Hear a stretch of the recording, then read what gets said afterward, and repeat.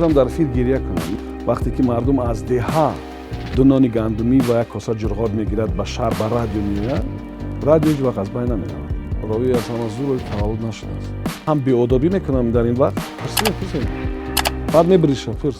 мехоҳед дар бораи касбу корҳои гуногуну замонавӣ маълумот дошта бошед, вале намедонед аз кӣ пурсед ва ё ҷуръати пурсидан надоред?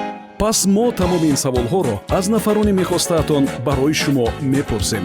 онҳо тамоми воқеиятро ба шумо хоҳанд гуфт. шумо 10 саволи ғалатиро тамошо доред. салом алейкум бинандаи азиз, ман Субҳон Ҷалилов ҳастам, директори барномаҳои Радиои Ватан.